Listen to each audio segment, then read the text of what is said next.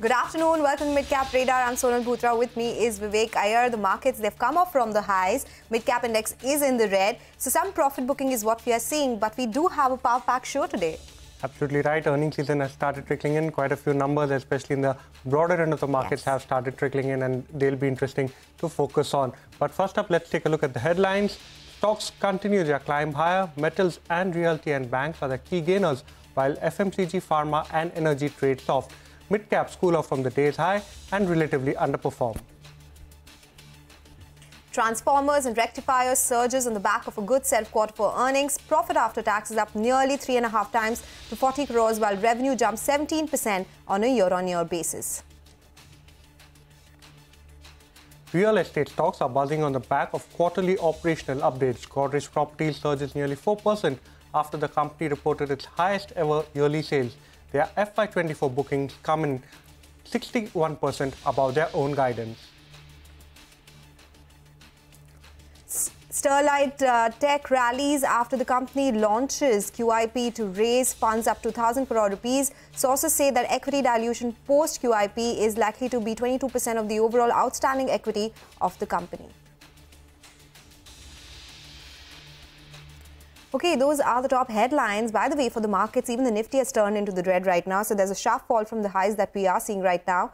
105 points off the highs on the Nifty and 2 points lower in the overall picture.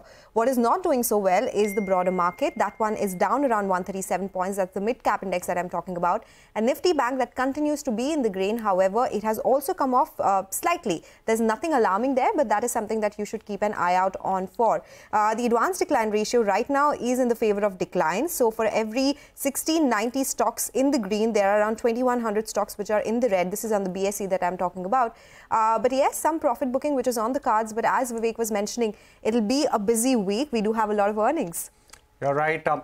In fact, a lot of the stocks that were going higher yesterday, names like JSW Energy, etc., quite a lot of them are seeing profit booking in today's segment. And even yesterday, if you notice the trend, at the same time around 1 p.m., you did see a sharp fall or some profit booking emerge in the mid-cap end or the broader end of the market. But in our special segment, mid-cap movers, we have Hormas to take us through the mid-caps that are moving around in the trade. Some bit of exhaustion creeping at higher levels. We saw this yesterday as well, and that trend is continuing in today's trading session. But as always, there are pockets that are doing extremely well for themselves, and we'll start off with the gainers in the broader markets, and Hindustan Copper is leading that list, and that stock gained as much as 10% this morning, slightly off the day's high, but still around 8% higher. Castrol, there is no stopping that one, another 8% in today's trading session, now 224 on Castrol. Century Textiles and Page Industries as well doing fairly well for themselves. A sector that is doing well today is the metal stocks. But aside of Hindustan Copper, there is also Hindustan Zinc, Vedanta, SAIL and Nalco that are packing up punch today. Hindustan Zinc is now 10% higher in today's trading session as global prices continue to see some movement there. The other sector that is showing no signs of stopping is real estate, with one record quarterly update after another. And those stocks, Sobha 6% higher, Godrej Properties, both of them at a record high, 4% for Godrej Properties as well, and Brigade Enterprises also trading with gains of around 2%. A lot of companies, QIPs, block deals are the flavor of the day today, and QIPs as well. Orient Pro Solutions closed their QIP. Some big names were issued funds there. Goldman Sachs was one of them, 2% higher there. Shilpa Medicare also launched a QIP, and STL 10% higher after the launch of its own QIP. Some stocks that are doing well on the back of volumes, and those stocks will come up on your screen now. Exide Industries building on from yesterday's gains. Canfin Homes, Motilal Oswal 8.5% higher on very strong volumes, as is Devyani International. And some stocks that are not doing well in today's trading session, and those include the likes of Gland Pharma after the block deal. Bosch, Angel One continues to see some weakness, and SJVN rounds off the list of losers in today's session. Okay, but looks like there are more gainers right now, despite the advanced decline ratio suggesting otherwise. But of course, the metals space, that continues to do well. Thank you so much, Hormas, for joining us as always and taking us through some of those mid-cap movers. It's time to welcome Shrikant Chauhan of Kotak Securities for a technical check on the market. Shrikant, good afternoon. Well, yesterday at this particular time when I was speaking to the tech guest on the show, there was a fall from the highs. That is the case again today. What do you think the charts are suggesting right now? Good afternoon, Sonal. Well, for Nifty, I think the stock, it is very clearly forming higher top, higher bottom series. And whenever there is a correction in the market, we are seeing good amount of buying support at important support levels. I think now 22,550, 22,600 is going to act as major support for the market. And based on option statistics, now the supports have shifted from 22,300 to 22,500. So I am of the view that in case if we see the market is dropping to 22,600, we should look for adding some long positions. Broadly, we are heading towards the levels of 23,000. That is what is very clear on the chart. Bank Nifty has also broken its previous high of 48,650. Srikanth, I think we lost your audio there. Can you hear us?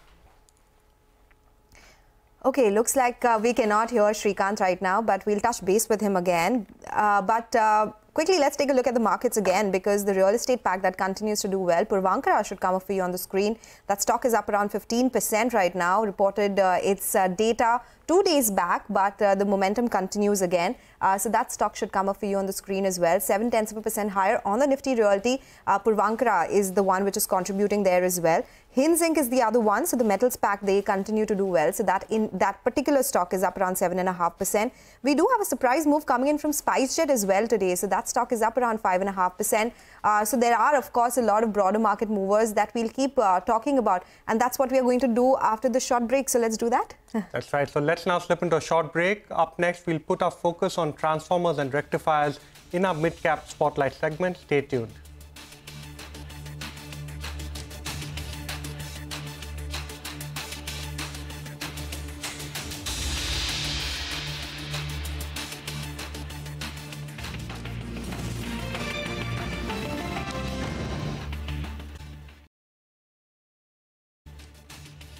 Welcome back. You're still tuned into Mid-Cap Radar. Well,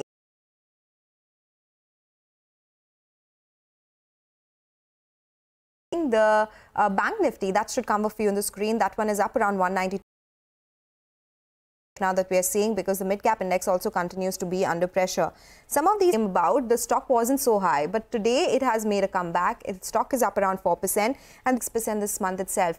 But, you know, Vivek, we were talking a lot about earnings. Data consultancy services on Friday, so that'll be the big IT number that will... The reaction to has been quite strong, guidance has been quite good. So it'll be very interesting this particular... And the revenues also grew 17% on a year-on-year basis. Company indeed, and when we look at the net profit, it has actually managed to surge by almost, it was up only 2%, which directly had an impact on the margins. Now the order book for the company saw an uptick of almost 72%, but the order in turn is executable over the next 15 months, which gives the company good. Inquiries under negotiation stood at 17,200 odd, 1,400 odd crores. Now going ahead, the company has given a revenue guidance, EBITDA margin guidance of 12.5% to 13% for FY25 from currently 10%. Demand remains robust through in data centers, green hydrogen as well as solar. The company is in fact in the process of raising another 500 crores through a QIP, and in fact this is expected to be completed in the first quarter of FY. Capacity will also be operational, which will be another trigger for the company, and they are also expecting to be completely backward integrated by December 25, which will again boost the margins for the company.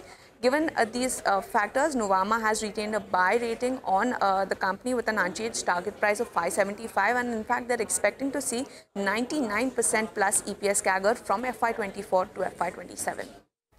Okay, all right. Thank you so much, Vamakshi, for joining us with all those details. So that's about transformers and rectifiers India. But, you know, Exide was one stock which was in focus yesterday because of an MOU it signed with Hyundai and Kia to supply batteries for EVs. Sudarshan is joining us now. Sudarshan, give us more details of what the brokerages are saying and what the stock is doing today.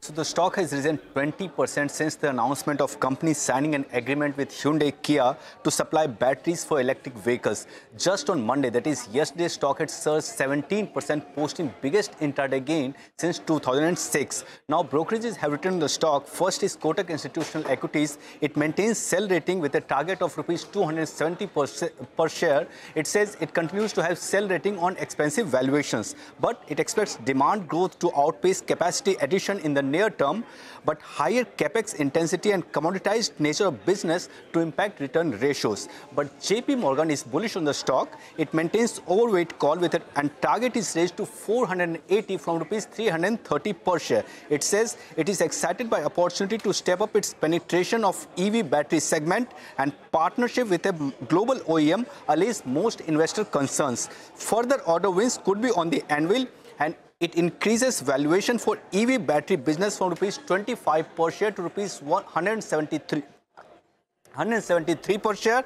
and raises EV sales target multiples from 1.5x to 3.2x. Thank you very much for that, Sudarshan. So very significant update coming in from JP Morgan. Even Morgan Stanley called this particular development as a re-rating trigger as far as Exide is concerned. But let's now shift focus to KEI Industries. The stock has surged over 122% in the last 1 year. In a recent note, Axis Capital initiated coverage with a buy rating on the stock with a target price of 4,100 rupees. Earlier today, we spoke to Anil Gupta, the chairman and managing director of the company, to discuss their business outlook. Let's listen in to what he had to say. Suddenly, the LME goes up beyond $10,000 or 11,000. Maybe there may be some pause for new orders for the time being, maybe for a month or so. But the companies or EPC contractors who have taken the orders, they will have to buy because they have to complete their projects in a time-bound manner to avoid liquidated damages or penalties. By doing some debottlenecking and efficiency improvements, productivity improvement, we can maximum take it up to 700 crore. And the new capacity will definitely come up in 18 to 24 months from now. Silvassa capacity is already up on stream now and have come into the commercial production from, first week of April. And so far as Bhiwadi Pathredi is concerned, that is on track and will be, running on stream by end of June. Silvassa, I expect that it should operate on 70 to 80% level, but Bhiwadi, it will ramp up by 50%. And, as expected, we will be, likely to grow as projected in my earlier statements in this financial year as well. Okay, all right. That's the word coming in from KEI Industries. But we'll slip into a break now. As we do that, we have an announcement to share with you all. We are launching CNBC-TV18's first ever live personal finance webinar, CNBC-TV18 Accelerate Personal Finance Handbook with Sonia Shenoy, where she'll be joined by 3 well-known experts on Saturday, 11th May, 9 a.m. onwards. We'll be diving into everything you need to know to master your finances and learn how to grow your wealth. Be it insurance, tax saving, managing your portfolio, retirement planning, there's lots to learn and lots to do. Whether you are in your 20s, 30s or even 40s, this live webinar is for you. We have limited seats, so do not miss this chance. Register now. Scan the QR code to register or log on to cnbctv18.com and we'll see you on 11th May.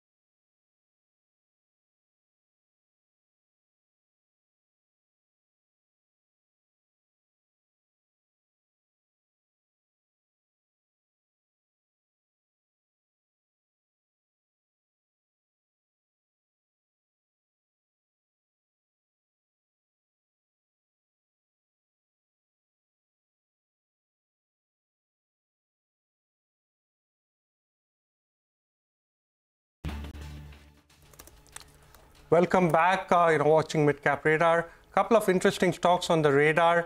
First up, JSW Energy. Earlier today, we did speak to the management of JSW Energy. We quizzed them about number one, their capacity expansion plans. Remember, the company has set out an ambitious target of close to 20 gigawatt of capacity addition by 2030. The company told us that they would be able to achieve these targets much earlier than expectations.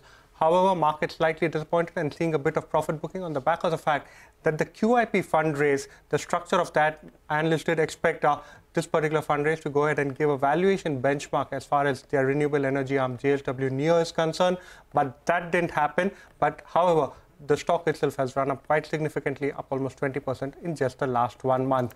The other stock to focus on is Gland Pharma. Earlier today, we told you about how this particular stock is likely to see a very large block deal. Along expected lines, almost 5% of the equity changed hands. The deal happened at close to 1,745 rupees a share. The stock has managed to recover quite a bit from that, almost 2.5% of the day's low. But let's now shift focus to a CNBC-TV18 exclusive. Earlier today, we caught up with Mark Mobius, the chairman, Mobius Emerging Opportunities Fund. Mark expects major growth potential in the railway sector in India, adds that tech and infra will see increased investments if PM Modi is re-elected. Listen in. Yes, and the reason why it hasn't happened as big as it should happen is because the liquidity is not there. In other words, if you look at the size, the market capitalization of the Indian market compared to the Chinese market, it's completely different. China is much, much larger. So large investors from the US and other parts of the world find it difficult to put their money, too much money, into India. So that's the reason why I say there needs to be an expansion of the Indian equity market. That means more private companies being IPO'd, but also government privatization. And you mentioned infrastructure. I think one area where you can have a lot more size is in the infrastructure area if you do IPOs of various infrastructure projects, whether it be bridges, toll roads, whatever. Of course, the railroads in India is one area that has incredible potential for growth. Mark, hi, welcome to the show. Well, just focusing a little bit on the near-term theme of elections combined with sectors or themes that you would probably like.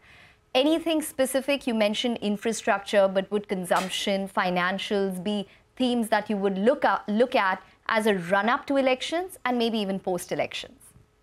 Well, post-election, I think the very interesting area would be hardware, technology hardware. As you know, India is a huge exporter of software. They're doing very, very good in software. But now there's a need to expand the hardware sector, technology hardware. And of course, as people want to diversify their supply chain away from China, India can take up that slack. You've got the population, you've got the capability, and I believe that's going to be a very interesting area for expansion. And IPOs, by the way. Right. So, you did speak about a lot of supply or the possibility of a lot of supply in the Indian markets, etc. as well, Mark. I want your thoughts on three things in particular. We usually ask you to make predictions about markets, but if you could give us a sense of what your expectations from the elections are and what post the elections, Modi 3.0, what does that look like to you? And for the PSUs itself, you hoped that there would be some more offerings coming in. What would your thoughts be out here? Well, one of the things that we're seeing, of course, is Modi becoming stronger politically. In other words, it looks like he's going to have a larger, a stronger position in the political structure of the Indian market. And that is very good news for investors because it means that he's going to continue to push for technology in India and the application of technology. That's number one. Number two, he's going to be pushing more for infrastructure. And that's going to be, of course, we've seen a lot of infrastructure spending, but I think that's going to be becoming much more important and critical for the growth of India. So all of the points are in line. We're in a very good position with Modi getting stronger politically. you mentioned more supply, right, on the equity side. And that is perhaps one thing which perhaps we've not seen over the last 10 years. I'm talking about disinvestments. Do you think that will also be picked up, in the third term? It could pick up? Yes. A lot, by the way, a lot depends on the ability of Modi to reduce the amount of bureaucracy for people who want to invest in India. As you know, there's quite a lot of bureaucracy for people wanting to put money into the Indian market. For the large investors, it's easier, but for the smaller investors, not so easy. So I think that's something that Modi will want to work on, reducing the bureaucracy and the paperwork necessary to get into the Indian market. Are you buying public sector banks or public sector units in general? Because the PSU enterprise crossed that 50 lakh crore in market cap. We've seen a big, relentless rally out there. Where are you on that? Are you buying at current levels? Did you buy earlier? Your thoughts going forward? Normally, we don't go into the banks, and that's a policy globally, with very few exceptions. We find that banks are subject to a lot of government regulation, and of course, they have problems down the line. Not just banks, the public sector enterprise in general, all the public sector units. Yes, we're looking at the public sector very, very closely. We haven't invested yet, but we're looking at it very closely because we believe that's where you can get size if you want to invest. What kind of themes there in the public sector space? There, I'm very, very interested in infrastructure. I believe that that would be a very high growth area. The rail sector is very, very interesting. And the airline sector is also interesting. Okay, all right, that's an interesting chat, and we'll keep getting you excerpts of that conversation through the course of the day. But let's move on and talk about one more stock now, Dixon Tech. That is on our radar today. The company is planning to acquire majority stake in Ismartu India in tranches. Vamakshi is here to tell us more about the valuations as well of this acquisition. Vamakshi. Well, absolutely. Dixon Tech in focus. The company has announced that they will be acquiring a majority stake in Ismartu India in tranches. Now, keep in mind that Ismartu is an electronics and mobile devices manufacturing company which has 3 manufacturing facilities based in Noida. Ismartu is nearly half of Dixon's size in terms of turnover. Now, when we look at the details of the deal, in the first tranche, the company is expected to acquire 50.1% stake for an initial consideration of 238 crores. Now, this is basis the net worth on December 31st, 2023, and the initial consideration could undergo a change after final CCI approval in order to reflect the financials then. Now, in the second tranche, the company will acquire 1.6 to 5.9% in FY27. Now, let's look at the valuation picture. As per the first tranche, Ismartu is valued at 475 crores. But the second tranche in FY27 is subject to Ismartu achieving a net profit of 200 crores in FY26. And the share purchase agreement states that Ismartu will be valued at nearly 20 times of PAT. So in a hypothetical situation wherein the company is able to achieve the 200 crore PAT mark in FY26 with a valuation multiple of 20 times, the company in turn will be valued at almost 4,000 crores. When we look at the valuation multiple as well, assuming the current valuation of 475 crores and a net profit of 200 crores in FY26, Ismartu based on the FY26 PE is at almost 2.4 times as compared to an industry average of 1 year forward PE of almost 62 times. But what happens to Dixon's 50.1% stake in Ismartu? The stake value actually is expected to jump by almost 7 times from 238 crores, which is the initial consideration currently, to around 2004 crores by FY27 during the second tranche. Thank you so much for that, Vamakshi. In the last half hour, what's actually happened is that we've seen profit booking emerge across all of the key indices. Nifty, trending lower, Nifty trending closer to the 22,650 mark. Along with that, when you're looking at the mid cap, the small cap, and the Nifty 500 index, all of them are trending lower and have now slipped below the flat line. But that's all the time we have on this edition of Mid Cap Radar Mutual Fund Corner. When we return.